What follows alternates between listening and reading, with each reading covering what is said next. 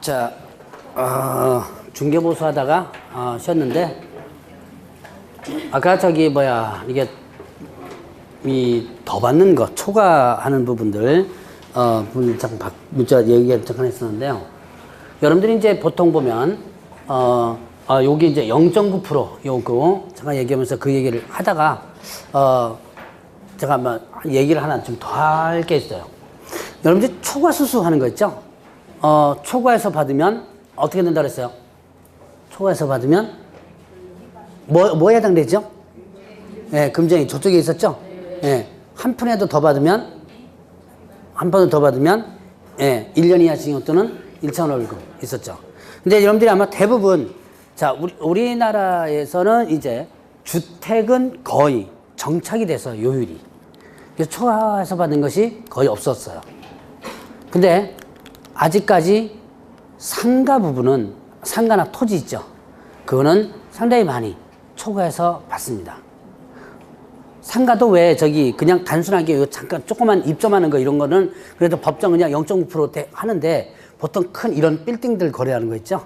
이런 거 같은 경우는 중개보수가 보통 한 상당히 10억짜리 예를 들어 10억짜리라면 한 2천 정도를 막 요구하고 3천 정도 요구를 해요. 그리고 그렇게 받으면 그것이 마치 뭐인 것처럼 자기의 실력인 것처럼 많이 합니다. 근데 어쨌든 법적으로는 이렇게 되죠. 그러니까 이제 여기 혹시 계신 분 중에서 중개 실무 쪽에 계신 분들 계실지 모르겠는데 그렇게 하는 것이 내 실력이고 그것이 부동산 중개업계에서 당연한 일이라고 생각하시는 분들이 의외로 많아요. 근데 이거를 여러분들이 사실은 좀 고쳐줘야 돼요. 이게 이제 아까 0.9% 가지고 주는 입장과 반 입장이 틀리다 그랬죠. 예를 들어서 900만 원 주는데 주는 입장에서는 많다 그러고 반 입장에서는 적다 그러겠죠. 이제 이것만 갖고도 충분히 할 수 있으니까 여러분 이제 초과해서 받는 부분은 가능하면 이제는 갖지 마시고 어쩌다가 받을 수도 있어요. 의뢰인이 알아서 더 줍니다. 받아야 돼요? 받으면 안 돼요? 일단 이론상으로는 저기서 있죠. 이론상으로는 받으면 안 되죠. 의뢰인 스스로 알아서 더 준 것도 위반된다 그랬죠. 그러나 이제 대부분 보면 알아서 이렇게 되면 다 받습니다. 그렇게 하거나 아니면 이제 조금 힘들게 만약에 일 처리를 좀 했거나 그러면 예를 들어서 이런 게 있어요. 토지를 중개해주는데 여러 필지 중에서 두세 개가 지금 이게 무단 건축물이 돼 있거나 그것도 그 시청이랑 처리해야 될 일이 있어요. 그걸 처리를 대신해 주는 경우 있어요. 그런 같은 경우는 이제 나 이거 이렇게 좀 해줬으니까 더 줘. 그러면 이제는 조금 더 주긴 줘요. 근데 사실 그것도 불법이죠. 법에는 위반된다. 한 푼에도 더 받으면 안 된다 그랬죠. 그런데 어쨌든 그런 케이스 말고는 가능하면 바가지 씌워서는 안 된다. 제가 이제 그 부동산 중개 쪽에 있는 기사들을 보면요. 여러분들 혹시 그런 기사들 보셨어요? 공중에서 보수가 어쩌고저쩌고 이런 기사들 가끔 나오거든요. 밑에 댓글 보면 얼굴이 뜨거워져요. 낯이 뜨거워집니다, 이게. 좋은 소리가 나와요? 나쁜 소리가 나와요? 여러분도 혹시 밑에다가 또 신나게 또 욕 써는 거 아닌가 모르겠네. 근데 진짜 나쁜 소리만 나옵니다. 그 정도로 이미지가 상당히 안 좋아져 있어요. 그래서 특히 주택 같은 거, 저당권 있는 거 같은 거 있죠. 그런 것 중개적으로 괜찮다고 집어넣었다가 사고 나는 경우도 많고. 그래서 여러분들이 이제 이런 부분은 초과해서 받는 부분은 가능하면 이제 안 하는 게 좋다. 아마 몇 번 제가 강의하면서 좀 얘기를 할 거예요. 그리고 특히 초장 때는요, 초기 때는 조금 FM들 하는 것이 좋습니다. 자, 어쨌든 이제 이게 주택과 주택 외로 했는데, 보죠. 지금 오피스텔은, 원래 오피스텔은 무슨 용도예요? 사무 용도죠. 그래서 이 오피스텔은 원래는 업무용이라고 그럽니다. 업무용이라고 표현해요. 그러니까 여러분들 오피스텔 같은 경우는 이렇게 사무실이나 이런 용도죠. 근데 오피스텔을 뭘로 많이 써요? 주거 용도로 많이 쓰죠. 근데 이 업무용이기 때문에 오피스텔을 갖다가 매매하거나 임대차 하면 그럼 결국 몇 프로예요? 0.9%. 이걸 받는 거예요. 이걸 받는데 이제 이게 문제가 생깁니다. 나는 뭘로 들어왔는데 이거는 여기다가 사무실 할 것도 아니고 살려고 주거용으로 들어왔는데 0.9% 받으니까 이건 너무 심하지 않느냐. 이것도 또 민원이 들어와요. 그래서 조건을 달아놨습니다. 자, 오피스텔 같은 경우는 일단 네 가지 조건인데요. 85제곱미터 이하. 전용 면적이 얼마 이하다? 85 이하이고, 그 다음에 전용 입식 부엌 있어야 돼요.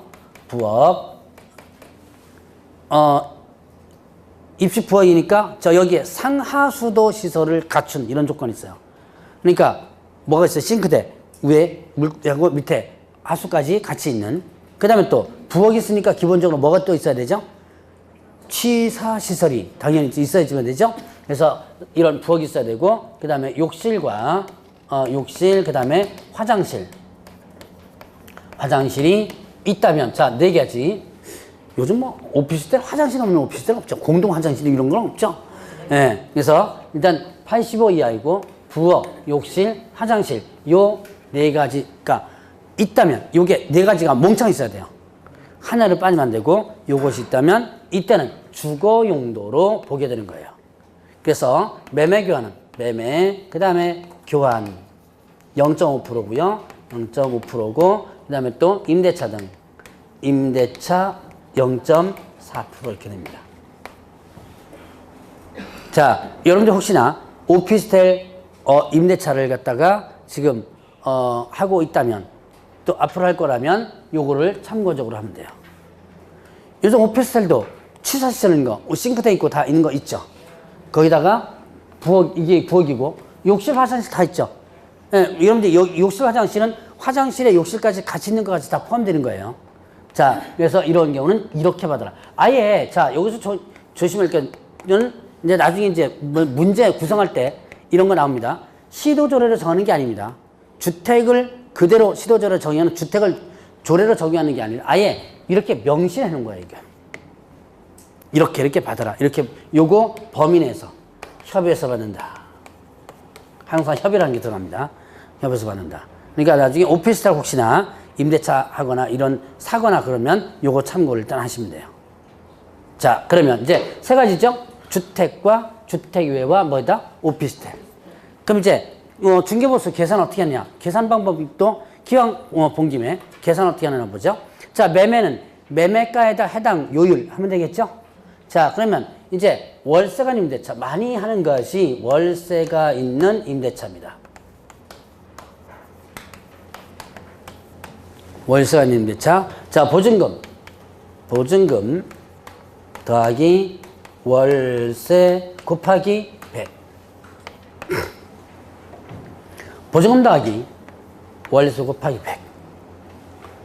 이렇게 계산합니다. 그러니까 보증금이 만약에 5천만 원이라면, 자, 보증금 5천만 원, 월세 100만 원, 월세가 월 100만 원씩 월세 집어넣습니다. 자, 그러면 중개보수 기준 금액이 얼마예요? 100만 원에 100 곱하면 얼마? 손가락 꼽아 보세요. 이렇게 하면 나올 겁니다, 아마.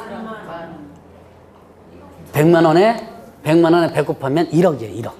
예. 지금 한 분이 맞췄어요. 한 분이 맞췄어요. 그냥 100에 100 곱했죠? 제가, 여기다 써놔야 돼요. 100만 원, 이렇게 써놔야 돼요.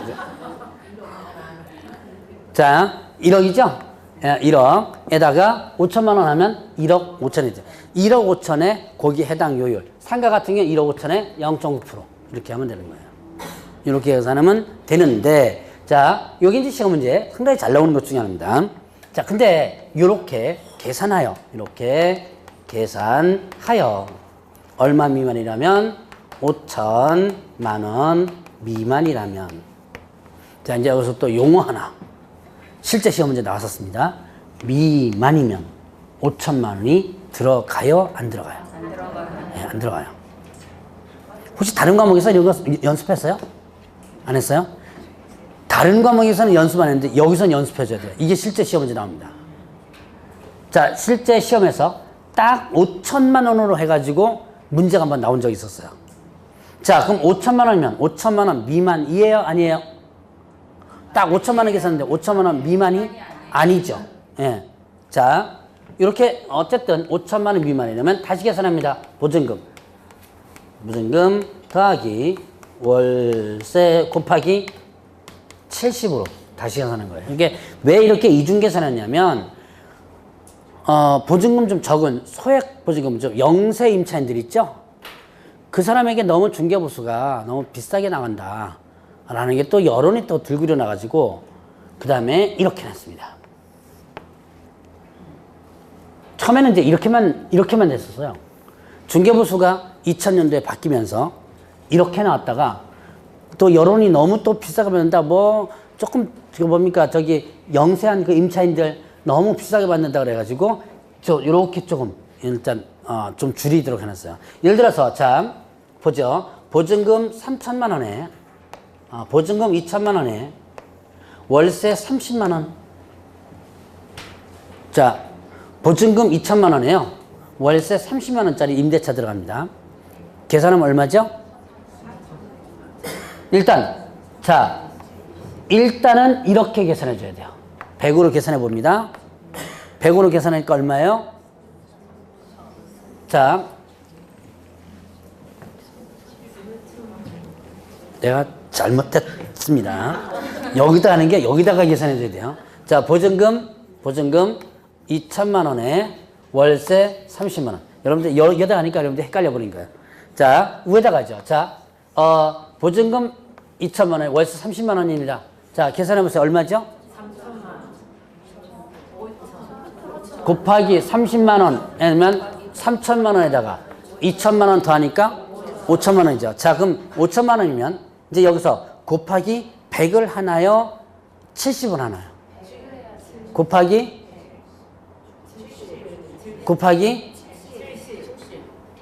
100을 해야죠. 제가 금방 뭐라 했어요? 5천만 원 미만이라면 5천만 원이 들어간다 안 들어간다? 안 들어간다. 그러니까 5천만 원 딱 됐죠. 그럼 5천만 원 미만 여기에 포함되지 않죠. 그러니까 이건 곱하기 100이에요. 이게 22회 때 문제 나온 거예요. 자, 그러면 이제 이렇게 될 때는 그냥 곱하기 100 하면 됩니다. 자, 나중에 제가 모의고사 같은 데 다 내는 거예요, 이게. 자, 그러면 이제 이렇게 보죠. 보증금 2천만 원에 월세 20만 원이에요. 그럼 일단 이렇게 계산을 먼저 하라는 얘기죠. 해보니까 얼마예요? 네, 4천만 원이죠.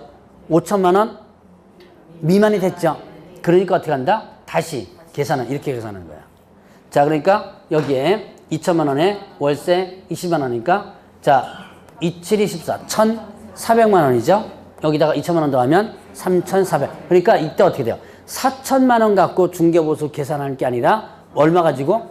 예, 3,400 갖고 계산해라. 자, 이거 아무래도 보수가 어떻게 돼요? 예, 좀 떨어지죠. 이렇게 이중계산이에요. 그래서 이중계산이기 때문에 시험 문제 요걸 가지고 계산을 가지고 곧잘 나와요. 자, 그래서 이렇게 계산이 된다라는 것만 알고, 요거는 여러분들이 알아두시면 지금 당장이라도 써먹을 수 있는 거예요. 어디 가가지고 중개사무소 가서 당장이라도 써먹을 수 있는 겁니다. 자, 이제 이렇게 해가지고 이제 중개보수에 대한 부분을 대략 맞췄는데, 자, 하나의 용어를 한번 보고 일단 넘어갑니다. 자, 실비라는 내용이 있어요. 실비라고 하는 건 뭐냐면 비용이에요, 비용. 자, 어차피 11월 10월은 개념에 대한 부분을 중점적으로 하다 보니까, 자, 일단 기왕 본 거 별로 중요한 거 아니지만 그래도 여러분들한테는 듣고 넘어가야 될 부분이 있습니다. 비용이에요. 자, 개업공개에서는 뭐를요? 비용을 받아낼 수 있어요. 자, 실비라고 하는데요. 자, 이 비용이 뭐가 있냐면 권리관계 확인에 소요된 비용이 있고, 그 다음에 계약금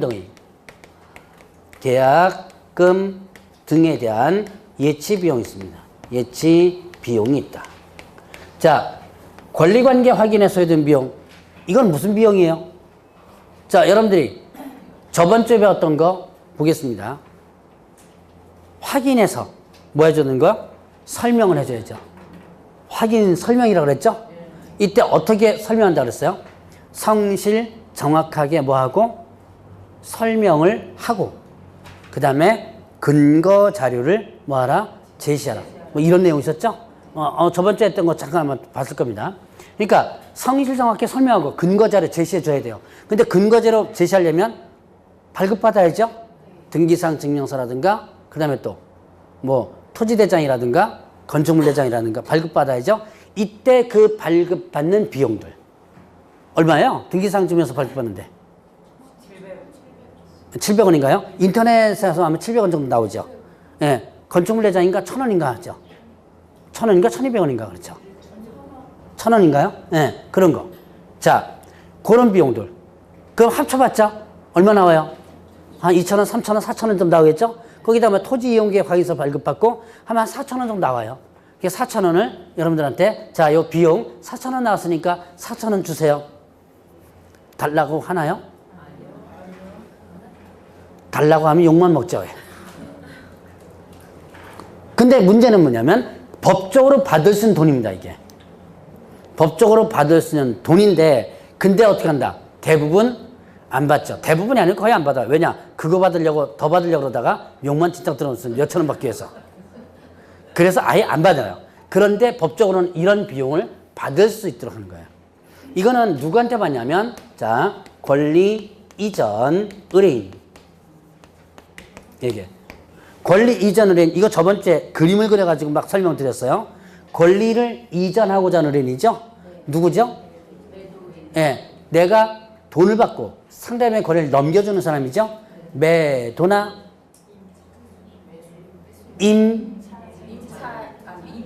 임대죠. 임대. 자, 매도나 임대 의뢰인을 받습니다. 그러니까 자, 중개보수는 어떠냐면 양쪽으로 받아요. 자, 아까 저기에서 900만 원을 양쪽으로 해가지고 얼마? 네, 1,800 이렇게 받는다 그랬죠? 근데 이제 실비 이 비용은요, 비용은 한쪽으로만 받습니다. 얘한테만 받아라. 그럼 왜 얘한테만 받아 그러냐? A하고 B하고 그 다음에 개업공개사 갑이 있는데 자, 지금 이 갑이 요 권리관계 확인에 소요된 비용, 등기부 열람 비용이나 이런 것들을 얘한테 받으라 그랬죠? 그 이유가 자, 만약에 얘 없이 A와 B가 직거래한다면 권리관계 확인을 누가 해줘야 돼요? A가 해줘야죠. 이걸 누가 대신해 주는 거예요? 갑이 대신해 주는 거죠. 그래서 얘한테만 받아라는 거예요. 자, 이런 비용이 있고요. 자, 그 다음에 계약금도 예치비용이 있습니다. 계약금도 예치비용은 아까 계약금도 예치와 관련해서 계약금 반환채무 이행 보장 있었죠. 개업공개사는 그 계약금에 대한 예치를 권고할 수 있다 그랬죠. 권고할 수 있다 의무는 아니라 그랬습니다. 그런데 그거를 누구 명의로? 개업 공인중개사 명의로 예치하면 자, 제가 강의를 안 한 부분이 있지만 비용이 나오는 게 있어요. 그 비용을 받을 수 있습니다. 근데 그 비용을 누구한테 받냐면 이거는 권리 취득 의뢰인. 권리 취득 의뢰인. 자, 권리 취득 의뢰인 누구예요? 매수, 임, 차. 그러니까 자, 다시 한번 권리 이전을 하려면 권리를 넘겨주는 사람이죠. 넘겨주는 사람이니까 매도나 아니면 권리 이전이니까 넘겨주는 거 임대. 자, 권리 취득 의뢰는 권리를 가지고 오는 사람이죠. 그래서 매수나 임차 이런 사람들이죠. 자, 그럼 이거는 얘한테만 받아 그랬어요. 여러분들 이유는 제가 아까 이 제도 설명하면서 있을 거예요. 이 권리, 계약금리 예치제도, 계약금리 반환 채무 이행 보장 제도는 누구를 위한 제도라 그랬죠? 예. 얘를 위한 제도라 그랬죠. 그래서 얘한테만 받는다. 자, 그래서, 이런 실비라는 게 있구나. 나중에 요거는 좀 한 번 더 할 거니까, 실비라는 게 있구나. 라는 것만 일단 구분하면 돼요. 근데 실비는 현실적으로 어떻게 돼요? 거의 안 받죠. 그러나 법적으로는 이렇게 받을 수 있는 제도가 있습니다. 자, 그래서 이렇게 해서 이제 중개보수와 관련된 부분을 한번 정리를 해봤고, 자, 그러면 이제 148페이지 보죠. 148페이지 뭐가 나와요?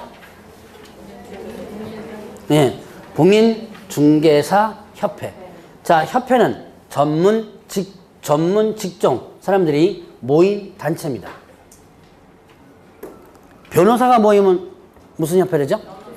변호사협회. 의사가 모이면 예. 이렇게 되죠. 법무사가 모이면 법무사협회가 되는 거죠. 협회 여러분들 많이 보셨을 거예요, 아마 주변에.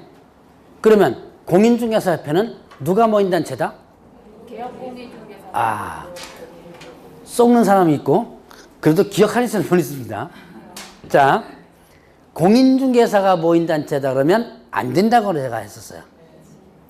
제가 아마 요 협회 부분에서 이전에 얘기할게요. 자, 간판을 보니까 뭐라고 돼 있어 지금? 공인중개사 협회라고 그랬죠. 그런데 누가 모인 단체다? 예, 개업 공인중개사가 모인 단체다. 자, 그러면 공인중개사협회, 바로 개업중개사가 모여가지고 자기네 권익 향상이라든가 그 다음에 또 뭐 이익을 위해서 일단 뛰는 거죠. 자, 그러면 결국은 어떻게 돼요? 여러분들이 협회하면 이익단체입니다. 이익단체. 그 다음에 또 이거를 압력단체라고 하기도 해요. 압력단체. 이익단체. 자, 공인중개사협회에서 수익을 창출하는 건 아니에요. 이익단체란 뭐예요? 자기네 조직에 뭘 위해서? 이익을 위해서 뛰는 거죠. 자, 그러니까 그 이익을 위해서 압력을 행사하죠. 누구한테? 정부나 아니면 뭐 정치권이나 이런 데 압력 행사하죠. 그래서 의사협회에서 뭐예요? 여러분들 의사협회에서 요번에 또 할 것 같은데 막 하루 이틀 막 휴진하고 그러죠. 그것도 파업하는 거, 의사가 파업하는 거예요. 그럼 왜 파업해요? 지금 현재 뭐 의료체계 지금 시스템 개선하려고 그러죠? 이 시스템 개선하려고 그러는데 지금 그거 지금 의사 쪽에서는 반대하고 있죠. 그러니까 그거를 못하기 위해서 그냥 뭐 이제 휴진도 하고 막 그러는 거예요. 그러니까 뭐 다른 협회에서도 막 데모도 하고 막 옛날에 중개사협회에서도 데모 많이 했었어요. 가장 대표적으로 중개보수 올려달라고 데모도 많이 하고 과천청사에 올라가지고 이제 전국적으로 버스를 대절합니다. 관광버스 전세버스 대절해가지고 저 경상도로 올라오고 전라도에서 올라오고 와가지고 한 10,000명 넘게 모여가지고 데모를 하는데 사실은 올라오기는 10,000명 넘게 올라왔는데 앞에서 피켓 들고 한 것은 한 3,000~4,000 명밖에 안 됐어요. 왜냐면 올라오면서 거기다 소주잔, 맥주잔 잔뜩 실어가지고 올라왔거든요. 전라도에서 아침 새벽에 올라왔는데 올라오면서 뭐 한 거예요, 이거? 네, 거기서 완전 관광 온 거예요. 그래가지고 다 뻗어가지고 차 한 대당 한 내린 사람이 대여섯 명밖에 안 되는 거예요, 이게. 그래가지고 데모도 하고 한 적이 있었습니다. 자, 결국 그게 뭐 하는 거다? 압력. 자기네 이익을 위해서 압력을 행사하는 거예요. 자, 이게 바로 협회다. 그래서 공인중개사 협회에서는 어떻게 된다? 자, 협회 성격을 보면, 협회의 성격에 보면 비영리입니다. 비영리. 사단법인이에요. 사단법인이다. 영리를 목적으로 하지 않습니다. 자, 우리가 흔히 법인이긴 법인인데 영리 목적의 법인이면 흔히 뭐라 그래요? 영리 목적이라면 회사죠, 회사. 영리 목적, 이익을 목적으로 한다면 이건 회사죠. 회사는 상법을 적용하는 거예요. 그런데 여기는 영리를 목적으로 하지 않는 거죠. 그래서 이거는 민법을 적용해야 됩니다. 여기서 정한 거 외에는 민법을 적용해요. 자, 그 다음에 또 이제 임의설립주의입니다. 임의설립주의. 설립할 수 있다. 99년도 때까지는요, 강제 설립주의였었어요. 그러다 2000년대부터 바뀌었는데, 강제 설립주의는 뭐냐면, 협회를 설립하여야 한다. 반드시 해야 돼요, 협회를. 지금은 법조문이 이제는 임의설립주의에서 설립할 수 있다고 바뀌었어요. 하든지 말든지, 이런 거죠. 그 다음에 또 뭐가 있냐면, 임의가입주의입니다.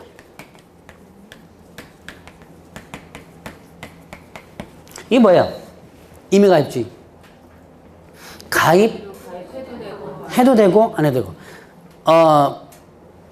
옛날에는 강제가입주의였었어요. 그래서 옛날에는 협회를 협회가 아니고 여러분들 이제 중개사무소 개설 등록하죠. 하면 그 명단은 지금도 통보되지만 협회로 통보되고요. 그리고 나서 한 달 뒤에 뭐가 날라오냐면 지로 용지가 날라옵니다. 난 아무것도 안 했는데 갑자기 협회라는 데서 지로 용지가 날라와요. 뭐하라고 지로 용지가 날라와요? 네, 가입비하고 월 회비 내라고. 지로 용지 날라옵니다. 이제 날씨죠. 왜? 나는 가입도 안 했는데 무슨 소리냐. 왜냐면 그때 규정상으로 강제 가입주였었어요. 그러다가 이제 2000년대 많이 바뀝니다. 2000년대부터 이제 임의가입주의, 협회 가입을 안 해도 됩니다. 그래서 안 하고도 지금 중개업하는 사람들 많아요. 자, 근데 가능하면 여러분들이 이제 협회를 가입해 주는 게 좋아요. 자, 이건 조금 이따가 설명드리는데 이유가 바로 이제 여기서 나옵니다. 또 협회는 뭐냐면 복수주의예요. 이게 문제입니다. 복수주의. 복수가 뭐예요? 복수혈전할 때 복수가 아니고 여러 개의 협회가 설립될 수 있다. 그러니까 협회는 지금 현재 공인중개협회는 2개가 설립되어 있습니다. 요즘처럼 노조도 왜 복수노조가 가능하다 그러죠? 그것처럼 협회도 2개의 협회가 설립될 수 있도록 해놨습니다. 처음에는 이제 단일협회였는데 2000년도에 이런 복수주의 여러 개가 설립될 수 있도록 이제 열어놓습니다. 그러면서 제카닥도 어떤 사람이 이 협회를 또 만들어요.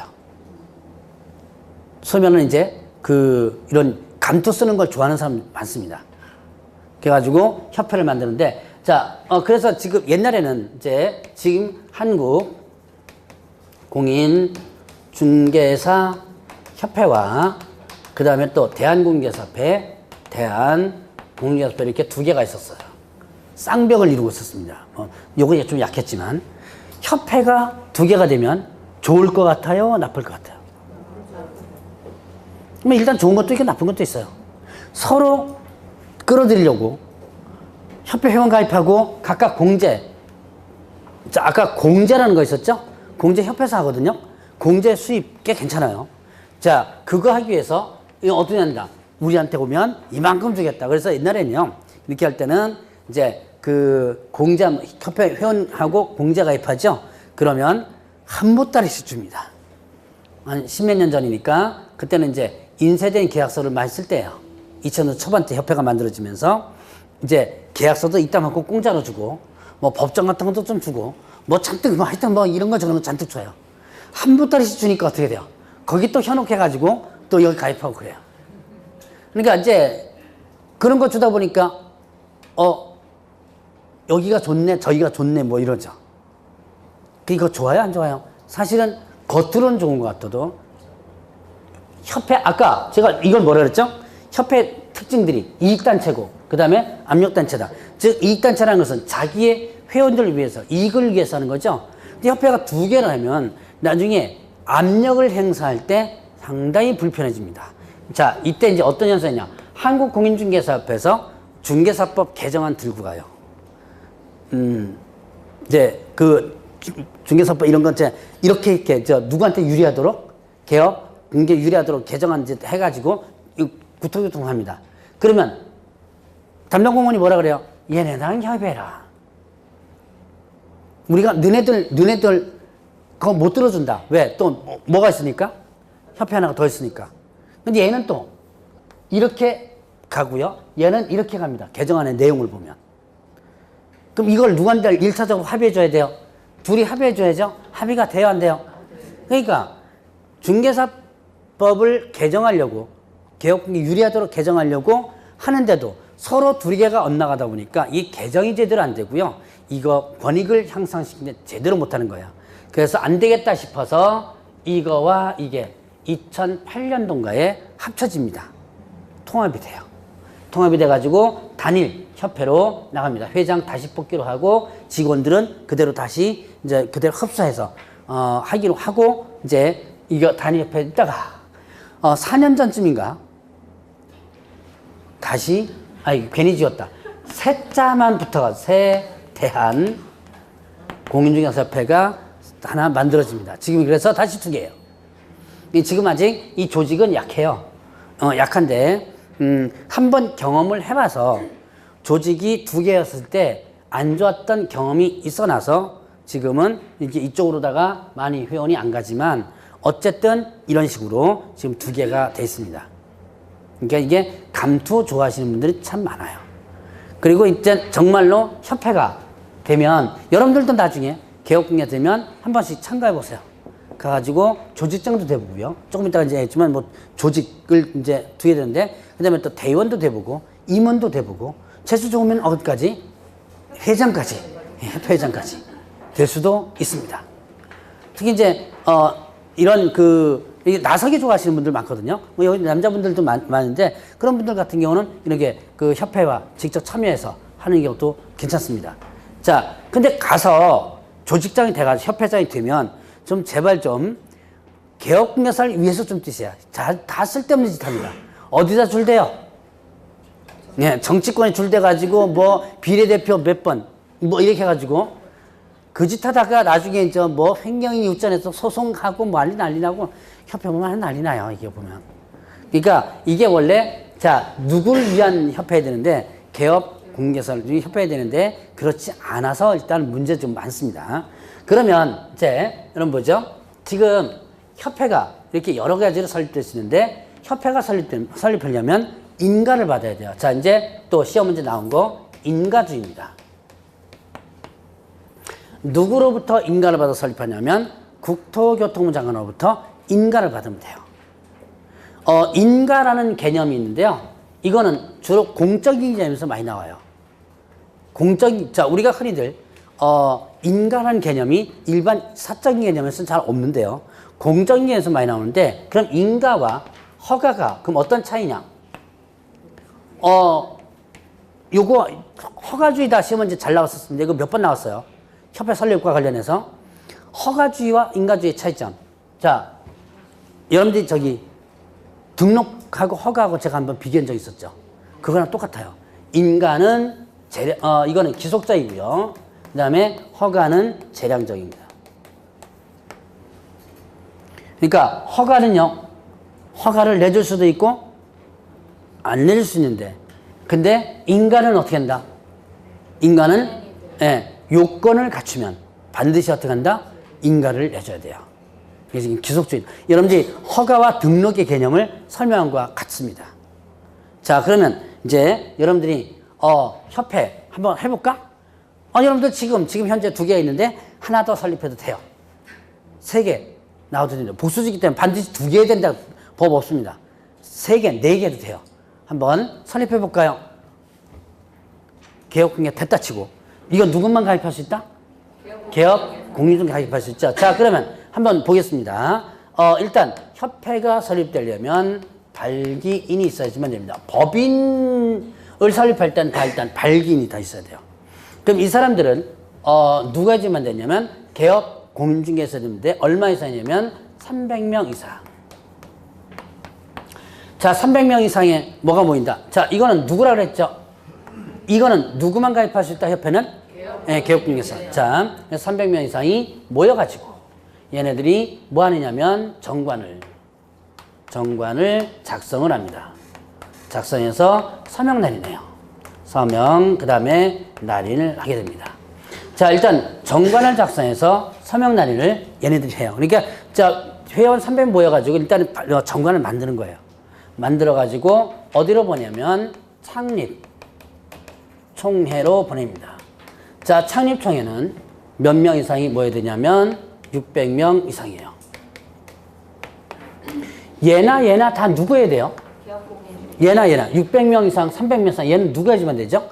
개업 공인중개사 이해해주면 되죠. 자, 그래서 자 300명 이상이 모여가지고 그럼 얘네들이 뭐 하느냐? 정관을 의결해야 됩니다. 그러니까 이제 만드는 것은 누가 만들고 발기인이 만들고 근데 의결은 누가 한다? 창립처에서 하는 거죠. 자, 이제 여기서는 이제 600명이 서울에서는 100명 이상, 그 다음에 광역시와 도에서는 20명 이상이 모여지면 돼요. 이렇게 좀 숫자가 제한됩니다. 그러니까 이렇게 숫자가 제한되는 건 뭐냐면 적어도 협회를 만들려면 뭐 해야 된다? 전국적 조직이어야 돼요. 그러니까 예를 들어서 경기도에서만 만드는 협회 이런 거 없어요. 안 돼요. 서울에서만 만든 협회 이런 거 안 됩니다. 그러니까 조직을 만들려면 일단 전국적 조직 일단 대조해 주면 되고요. 자, 그러면 이제 정관을 얘네들이 의결해 가지고 뭐 받는다 그랬죠? 설립. 자, 여기 인가를 받아서 허가가 아니 뭐라 그랬죠? 인가라 그랬죠? 자, 그래서 인가를 받습니다. 그래서 설립 인가를 받습니다. 시청자 그러면 주된 사무소에 뭐 함으로써 설립 등기를 함으로써 설립되는 거예요. 대략 협회가 설립되는 절차가 이래요. 자, 시험 문제는 뭐 요런 뭡니까? 숫자 같은 게 좀 잘 나오는데 어쨌든 대략 요 정도로 절차가 나온다라고 보시면 돼요. 자, 그러면 여러분들 이제 거기 보니까 149페이지에 대충 설립 절차 있죠? 보니까 조직이 있는데요. 조직에서 보니까 뭐가 나오면 지부지회. 자,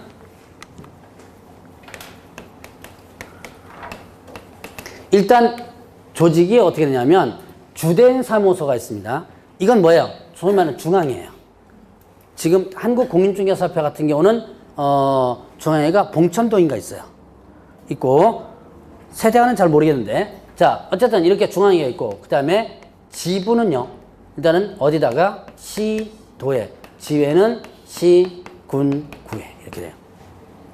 그러니까 자 경기도 뭐죠?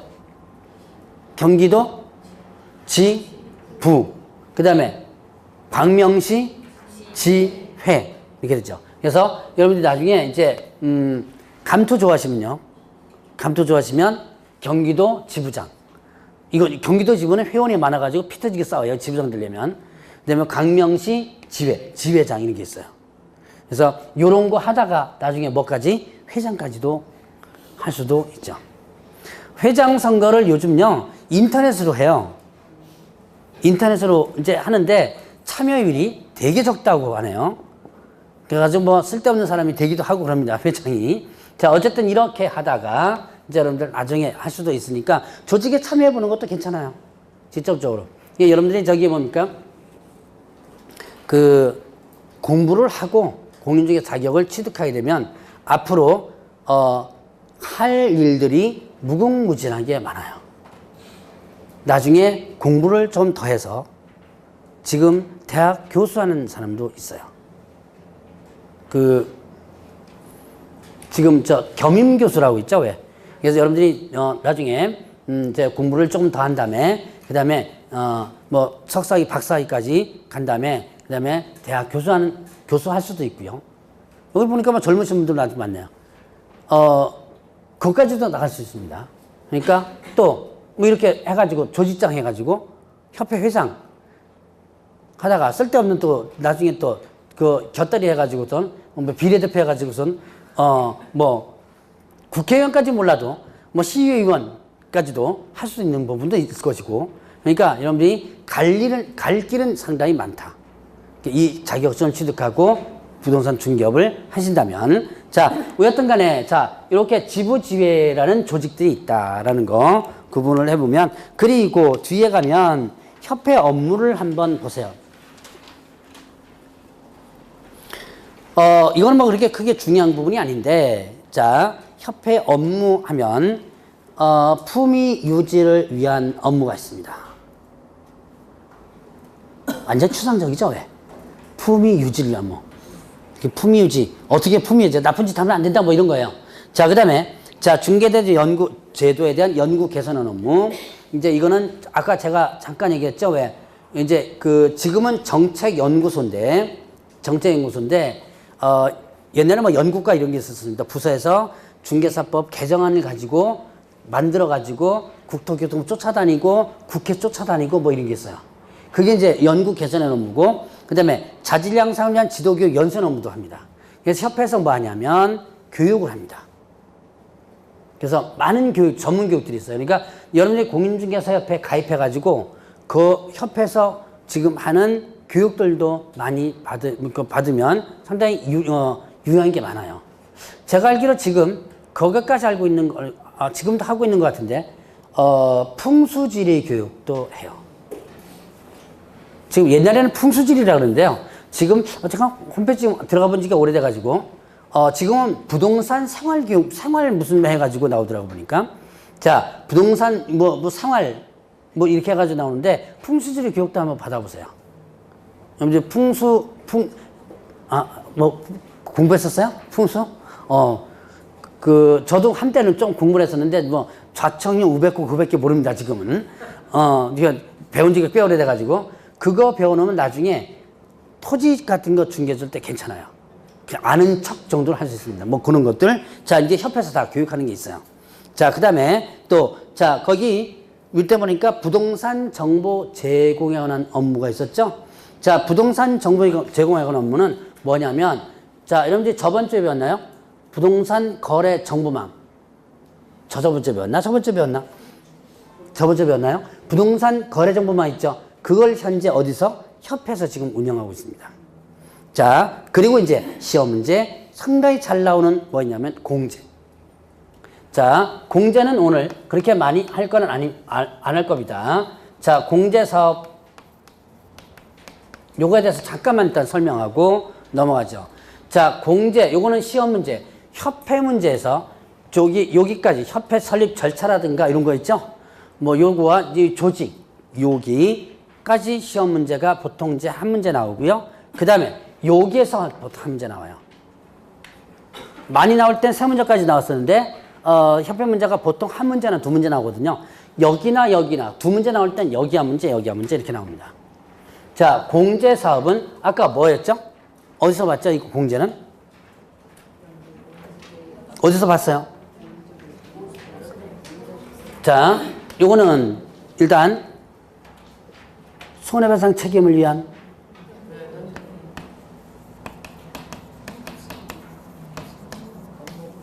여기서 봤죠. 업무보증 설정. 자, 기억하시죠? 자, 일단은 보증보험에 가입하거나 보증보험에 가입하거나 아니면 또 공제에 가입하거나 아니면 또 뭐 하거나 공탁을 하거나 이렇게 됐었죠? 자, 바로 요 공제입니다. 그러면 협회에서 가장 지금 중점 사업이 공제예요. 왜요?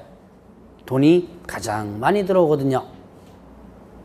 아까 1억이면 자, 업무보증 설정 1억이죠? 1억이면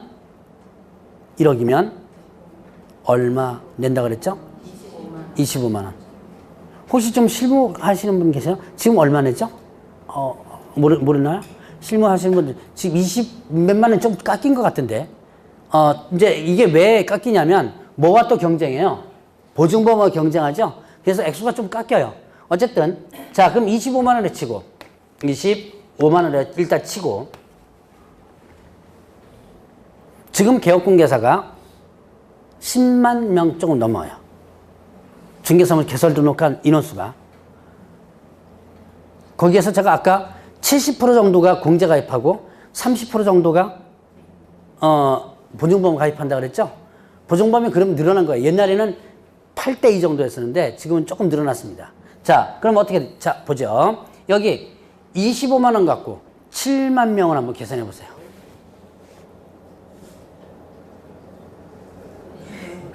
계산이 안 되죠? 그러면 그냥, 자, 10,000명만 갖고 한번 계산해 봅시다. 10,000명. 10,000명만. 자, 지금 10만 명 중에서 10,000명만. 25만 원 10,000명 하면 25억인가요? 그냥 그렇다 칩시다. 그냥 넘어가요. 자, 그 정도로 액수가 어떻게 해요? 많죠? 그래서 이 공제가 상당히 국토교통부에서 단속을 많이 합니다. 액수가 엄청나게 많죠? 그래서 자, 거기 보니까 이제 대략 세부적인 내용은 다음에 당연히 다 할 거니까 이런 내용들이 있습니다. 자, 152페이지 보면 이런 내용 나와요. 이제 수박 겉핥기만 하고 그냥 넘어갑니다. 운영 실적을 공시하라. 이렇게 운영한다는 거 알려주고요. 공제사업 운영위원회도 운영되고요. 자, 그 다음에 또 조사검사라든가 그 다음에 개선명령 이러한 사항들이 쭉 나오는 거예요. 시험 문제 이런 사항들이 시험 문제 잘 나와요.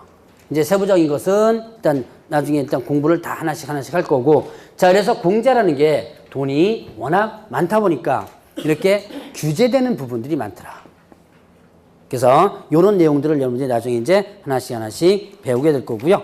자, 오늘은 여기까지만 일단 하고 넘어가고, 다음 주에는 156페이지를 접어 놓으세요.